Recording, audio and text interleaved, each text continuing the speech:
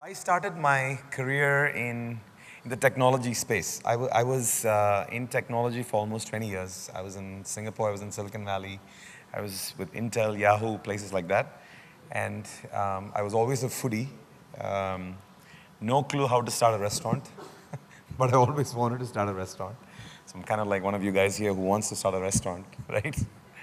Um, so I created a business plan. Uh, Tried to convince friends and family, or what they call friends and fools, to put in some money. Um, Very fancy presentation, all kinds of graphs and all that. So, one of them came to me and said, "Dude, we love you, but what do you know about food? You know nothing about food, right?" So that was a wake-up call for me. So I started researching and realized that, I saw this one graph, which I thought was very interesting. There's one chart, and it showed the comparison of franchising versus owned restaurants. And it was a stark data for me when I saw that. It tracked it over a 10-year period. And it said the first year, 95% of franchisee restaurants are doing well and existing. At the end of the first year, the number of owned restaurants are down to 50%. 50% have already failed in the first 1 year. By the fifth year, the data is even more stark.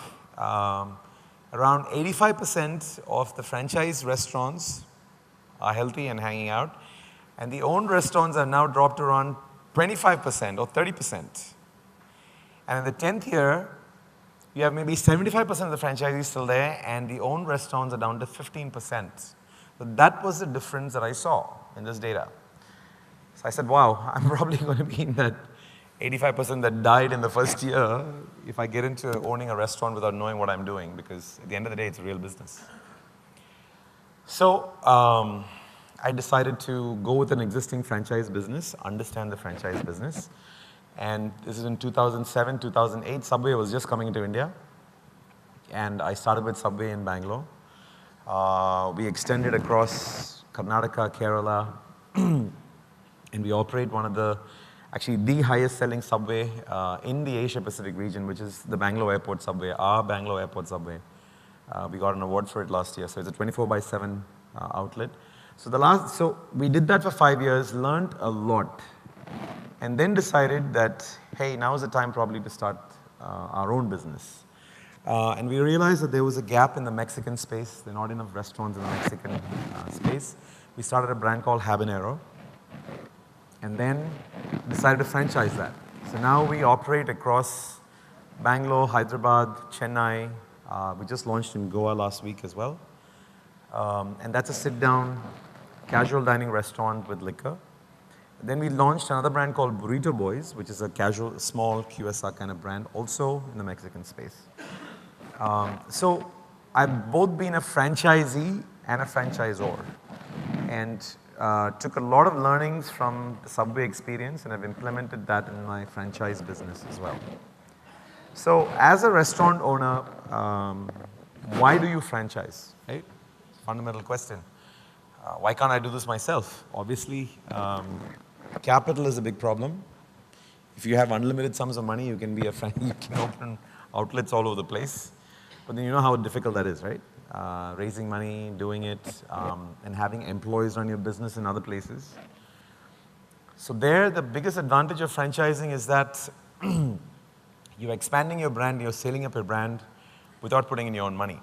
Obviously, you need to invest your money in the systems, in the platform of franchising, but you're not putting in the capex required for each outlet that the franchisee is doing.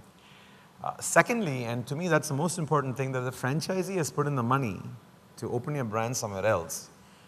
And he's going to be a lot more involved than a manager of yours who's opening your branch in another city, right? The manager is working for a salary.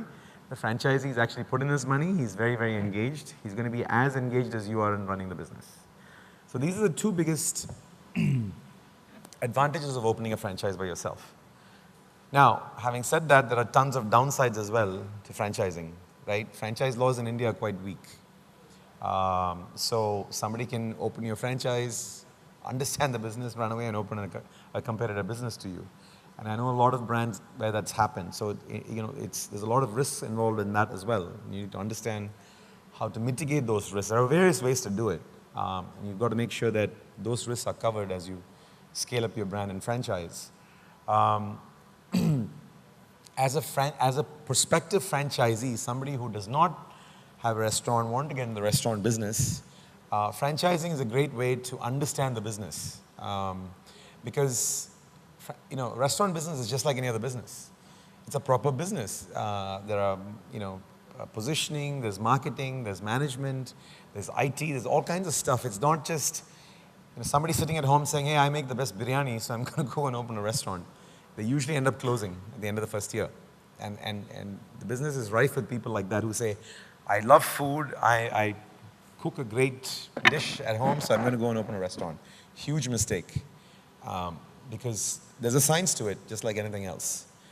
And a good franchisor will, impart that science to you, right? From selecting a location, which is the most important thing in the restaurant business. It's all about location. You get the wrong location, you're dead.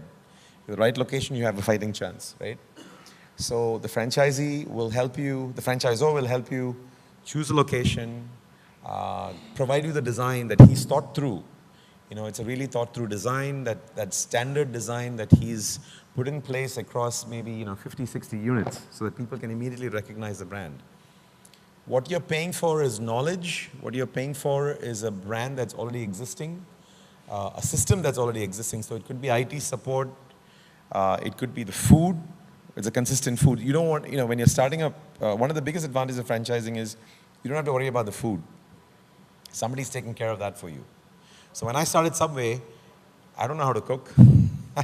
I could make a cup of tea back in the day. So, stuff would come from Subway and I just, boom, open it and have a business going, right? So that's one of the biggest advantages of franchising. So a franchisor typically provides a platform for you to build your brand on. That's what the whole franchising business is all about. So over the last 5 years since I've started franchising our brand, there's been ups and downs, more ups rather than downs, thankfully. But at the end of the day, it's a fantastic way to scale up your brand. It's a fantastic way as a franchisee to generate a viable business model, right? Today, if you spend, say, 40 or 50 lakhs and put money down in an apartment somewhere, your returns are so minuscule in that. Whereas in a decent franchise business, you get a 15 to 20% EBITDA bottom line. So it's a great alternative as an investor for a franchisee.